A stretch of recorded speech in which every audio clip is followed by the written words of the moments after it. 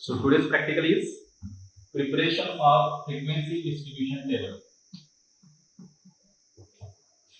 and histogram. Now for this purpose we will need plant sample. Those are the pods of RBGA level, and we will measure the number of seeds. So this is our parameter, number of seeds per pod. Number of samples. So for our practical, we will use 25 samples. So we can say that n is equal to 25. Now we have to take random samples from the collected pods, and then we will prepare the observation table. We will have two observation tables. The first raw data observation table, so we will denote it as observation table number 1, and the second table will be rearranged table. That will be numbered as observation table number 2. In first observation table, we will record number of seeds per pod for all the 25 samples. So our observation table will include serial number and number of seeds per pod. So we have to take 25 samples. Serial number 1, 2, 3, 4. Now here we are not interested in choosing the sample, whether it is a long pod or short pod, how many seeds are there. We are not interested in that. Randomly, we will select any 25 pods from the collected sample. Then the first pod will be taken. We will note the number of seeds and we will note down number of seeds for first pod. You can tell me few of the observations. We will take 5 observations from your table. 9. In the first pod, there are 9 seeds in that pod. Second pod, 10, 7, 8, 11, and so on. So in this way, we will take observation of 25 pods. The next step is to determine the range. So step number, we can say step number 1 here. Step number 2 will be determination of range. Range is a difference between maximum value of the observation and minimum value of the observation. So this is a max observation value minus minimum observation value. So what is maximum observation in your table? Maximum number of seeds per pod. Maximum 11. Okay, so 11 seeds is the maximum observation and minimum 2 seeds per pod. So the shortest or smallest pod that we got have 2 seeds and the longest pod have 11 seeds. So the range is equal to 11 minus 2, that is equal to 9. So here we completed second step. The third step is to determine class interval. Class interval.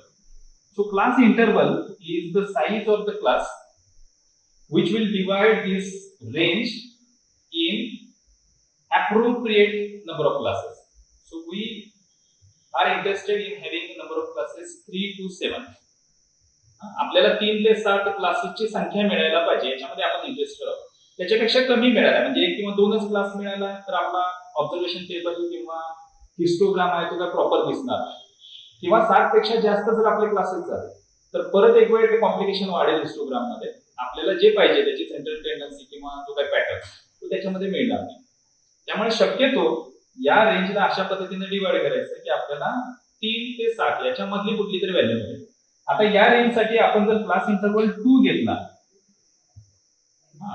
तर आपल्याला classes मिळतील range plus 1, 9 plus 1 is 10 divided by 2. म्हणजे आपल्याला मिळतील number of classes will be equal to 10. हे 9 आहे, त्याच्याला अधिक 1 केला आपण 10 भागिले 2 म्हणजे 5 क्लासेस आपल्याला मिळतील. आणि ते क्लासेस कोणते मिळतील? तर सगळ्यात लोएस्ट व्हॅल्यू आपली आहे मिनिमम ऑब्झर्वेशन 2. म्हणून आपण क्लासेस सुरू करणार आहोत 2 किती कडे जाणार आहे आपण? क्लास इंटरवल आपल्याला 2 चे. So we have a class of 2 and 3.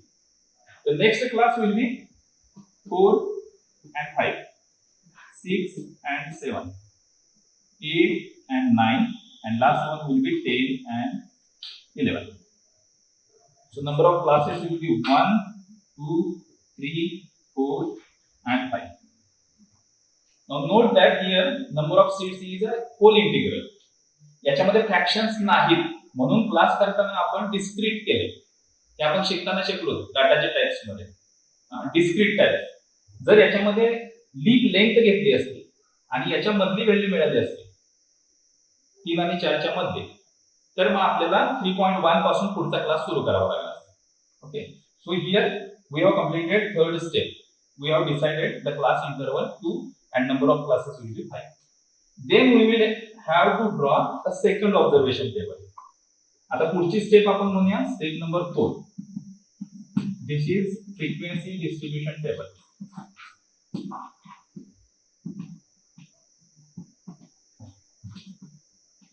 किंवा ऑब्झर्वेशन टेबल नंबर 2 होईल. आता या टेबल मध्ये काय काय येणार आहे, तर एका बाजूला पहिल्यांदा येतील सिरियल नंबर. जेवढे आपले क्लासेस झाले तेवढे सिरियल नंबर. क्लास आपले होणार आहेत 5. सिरियल नंबर होईल 1, 2, 3, 4 and 5. नेक्स्ट कॉलम आहे आपला क्लासचा. Class. So we will write down the class interval. पहिला क्लास इंटरवल काय आहे सांगा. First class interval is 2 to 3. Next class interval 4 to 5. Third class interval 6 to 7, 8 to 9, and last one will be 10 to 11. Then the next step is we have to note down its tally mark. We have to note down the frequency. For this purpose, what we will do in observation table number 1, we will encircle the first value. Say for example, the first observation is 9. We will encircle 9 and we will put a tally mark in a respective column. So 9 goes in column class number 4. चौथ्या class मध्ये आहे त्यामुळे याचा आपण tally mark करून घेऊया. एक उभी रेषा मारली.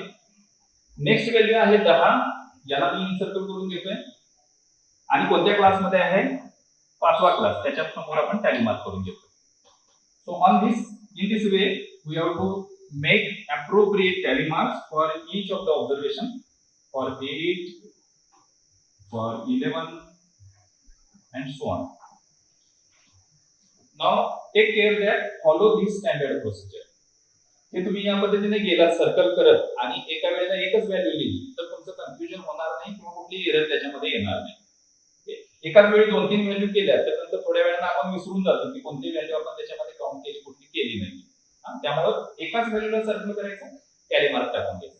आता याच्यानंतर या टॅली मार्क मध्ये आपल्याला काय काळजी घ्यावी लागेल, तर ज्या वेळेला 4 ऑब्झर्वेशन होतील आणि 5वी टॅली मार्क येईल. फॉर एक्झाम्पल या पहिल्या मिडल क्लास मध्ये कुठेतरी आले 4 झाल्या आणि 5वं ऑब्झर्वेशन आलं तर ऑब्लिक आपल्याला टॅली मार्क द्यायचं. then the 6th one will be a standing line. Okay, अशा पद्धतीने टॅली मार्क करून घ्यायचं. ओके, आता तुमच्या ऑब्झर्वेशन टेबल मध्ये कुणाच तरी एकाच सांगा ज्यांनी आपल्याला ही रेंज दिली 2 ते 11. त्यांचे सांगा प्रत्येक क्लास मध्ये फ्रिक्वेन्सी किती आहे. So finally we will count the number of tally marks. ते मार्क्स टोटल किती होतात ते काउंट करून घेऊया. आता तुमचे ऑब्झर्वेशन सांगा. 2 to 3. क्लास 1 मध्ये फ्रिक्वेन्सी 1 आली. क्लास 2 मध्ये फ्रिक्वेन्सी किती, 3. ओके, पुढचा class 7 and 7. Okay, no problem. Whatever it may be, जे असेल ते आपल्याला लिहायचं आहे आणि त्याचं इंटरप्रिटेशन करायचं. So up to this step number 4 we have completed our first task. We have prepared frequency distribution table. This is our frequency distribution table. For tallying whether we have counted all the observations, we have to make sum of the frequency. या सगळ्याची बेरीज करून घ्यायची आहे. Summation F 7 7 2 14 7 1 21 22 23 24 25. So summation L is 25 and our number of samples is 25. This should be matched. Okay, म्हणजे ही step आपली बरोबर आहे. आता याच्यामध्ये हाच टेबल आपल्याला पुढे सेंट्रल टेंडन्सी कॅल्क्युलेशन साठी सुद्धा वापरता येतो. पण मग त्याच्यासाठी काही कॉलम्स आपल्याला ज्यादा जे करावे लागतात, तयार करावे लागतात, ते आपण दुसऱ्या एका व्हिडिओ मध्ये त्याचे डिस्कशन केलं. इथं आपण ते बघणार नाही. इथं आपली step number 4 frequency distribution table तयार करा. Now last step is preparation of histogram. So step number 5 will be preparation of histogram. Histogram is a graphical representation where we represent frequency classes in the form of bar. हे graphical representation आहे ज्याच्यामध्ये ही जी frequency आहे प्रत्येक क्लासची ती आपण बार मध्ये दाखवतो आणि हे बार एकमेकाला चिकटलेले असतात. Okay, so on our graph paper, suppose this is a graph paper, we have to keep appropriate distance on left side and then draw a vertical line, y axis, appropriate place on lower side, then draw a straight line, x axis, and this is y axis. कुठलाही graph draw करताना ग्राफचं title असणं महत्त्वाचं आहे. So for this histogram also we have to write down the title of the graph and the title will be histogram for number of seats per pod. आपल्या या ग्राफचं title असेल histogram for number of seats per pod. त्याच्या खाली आपल्याला लिहावं लागेल त्याचं sample, कोणत्या प्लांटचे आपण पॉड्स वापरले त्या सॅम्पलचं नाव लिहायला लागेल. For example here the plant sample is albizia species. Okay, then we need to have scales. इथं आपल्याकडे स्केल लिहिलेले असायला पाहिजे on x axis and on y axis. आता आपण काय करणार आहे, we will plot the classes. हे जे क्लासेस आहेत those will be the function of x axis. So on x axis we will plot class and on y axis we will plot frequency. x वरती classes, y वरती frequency. आता classes साठी आपल्याकडे 5च classes आहेत. इथे किती जागा शिल्लक आहे बघायची. समजा आपल्याला प्रत्येकासाठी 2-2 सेंटीमीटर जागा वापरता येत असेल, म्हणजे 5 गुणिले 10 सेंटीमीटर जागा इकडे उपलब्ध असेल तर आपण 2 सेंटीमीटरचा एक क्लास करायला काही हरकत नाही. Okay, so I will plot here class 1 2 3 4 5. त्याच्या खाली त्या क्लासची व्हॅल्यू पण द्यायची, जसे की या पहिल्या क्लासची व्हॅल्यू आहे 2 to 3. So we have to mention the class value for each class and on y axis we will plot the frequency. आता फ्रिक्वेन्सी मध्ये बघा मॅक्झिमम फ्रिक्वेन्सी आपली 7 आहे. मग आपण इथे 1 सेंटीमीटर म्हणजे एक फ्रिक्वेन्सी असं घेऊन जाऊ शकतोय. 7 सेंटीमीटरला आपला ग्राफ संपेल. पण आपल्याला त्याच्या मल्टिपल मध्ये जागा उपलब्ध असेल, म्हणजे 7 च्या ऐवजी समजा 14 सेंटीमीटरची जागा उपलब्ध असेल तर एका फ्रिक्वेन्सीसाठी 2 सेंटीमीटर वापरले तरी पण चालते, दोन्हीने. So it depends. मी इथे फ्रिक्वेन्सी ड्रॉ करतोय 1 2 3 4 5 6 7 8 9 10. 7च आहे इथं. 1 2 3 4 5 6 7 8 9. आता आपल्याला प्रत्येक क्लासची त्याची फ्रिक्वेन्सी अगेन्स्ट त्याच्या प्लॉट करायची. उदाहरणार्थ पहिला क्लास आहे 2 to 3 आणि त्याची फ्रिक्वेन्सी आहे किती 1. So on the frequency 1 we will have horizontal line and connecting to vertical line. पहिला क्लास आहे. सेकंड क्लासची फ्रिक्वेन्सी आहे 3, त्यामुळे मी पुढचा क्लास इथं ड्रॉ करतोय, प्लॉट करतोय 3 च्या हाईटला क्लास नंबर 2. नेक्स्ट वन आहे 7. सो 5 6 7 7 च्या हाईटला तिसरा, चौथा आणि पाचवा सगळेच क्लास इथं आले. काही बिघडत नाही, मॅनिप्युलेट करायची काही गरज नाही, जे आहे तसंच्या तसं आपण प्लॉट करू. So this is our histogram. इथे हिस्टोग्राम आपला कंप्लीट झाला. Remember that histogram is area graph. हा आपल्याला प्रत्येक क्लासनं किती जागा कव्हर केली ती दाखवतो. मल्टिपल आहे, class interval multiplied by frequency. याच्या इन बिटवीन कुठेही स्पेस नाहीये, ही काळजी घ्यायची. असा ग्राफ तयार केला तर हिस्टोग्राम तयार होईल. मध्ये जर स्पेस असेल, प्रत्येक क्लास नंतर क्लास इंटरवल नंतर मध्ये रिकामी जागा असेल तर त्याला आपण बार ग्राफ म्हणतो. It doesn't become histogram. आता काही वेळेला आपल्याला अभ्यासामध्ये सांगतात की plot a line graph, line graph और पॉलीगॉन ग्राफ. आता पॉलीगॉन ग्राफ प्लॉट करताना काय करायचं, प्रत्येक क्लासची मिड क्लास व्हॅल्यू जी आहे हायेस्ट, उदाहरणार्थ 2 आणि 3 चा सेंटर पॉइंट आहे तो मार्क करायचा, डॉट मार्क करून घ्यायची. असं प्रत्येक क्लासचा मिड पॉइंट जो आहे त्याची फ्रिक्वेन्सी आपल्याला डॉटनं मार्क करून घ्यायची. पहिली स्टेप. दुसरी स्टेप, ऍडजस्टंट क्लास स्ट्रेट लाईनला जोडायचे, सरळ रेषेमध्ये पट्टी वापरायची आणि सरळ रेषेमध्ये हे ऍडजस्टंट पॉइंट जोडायचे. म्हणजे मी पहिला आणि दुसरा क्लास जोडला, दुसरा आणि तिसरा क्लास जोडला, पुढचे दोन्ही क्लास एका रेषेमध्ये आले. आता पॉलीगॉन शुड बी क्लोज्ड. हा ग्राफ आहे तो ओपन राहता कामा नये, म्हणजे पुढचं टोक आहे त्याच्यानंतर आपला ओपन राहिला ग्राफ, तर असा राहता कामा नये, याला क्लोज करायचं आहे. मग काय करायचं, शेवटचा क्लास संपला की त्याच्या पुढे आणखी एक क्लास ड्रॉ करून घ्यायचा, त्याची मिड व्हॅल्यू 0 कन्सिडर करायची आणि त्याला हा ग्राफ जोडून घ्यायचा. नेक्स्ट क्लास जो असेल तो प्लॉट करायचा, त्याची फ्रिक्वेन्सी 0, त्या 0 फ्रिक्वेन्सीला आपण हा लाईन ग्राफ पॉलीगॉन आहे तो आता क्लोज करायचा आहे. तसंच प्रिव्हियस क्लास साठी, पहिल्या क्लास साठी याला आपल्याला क्लोज करायचं आहे ओरिजिन मध्ये. ओके, पहिल्या क्लासची फ्रिक्वेन्सी आहे ती ओरिजिन 0 ला आपण स्ट्रेट लाईनला जोडणार आहे.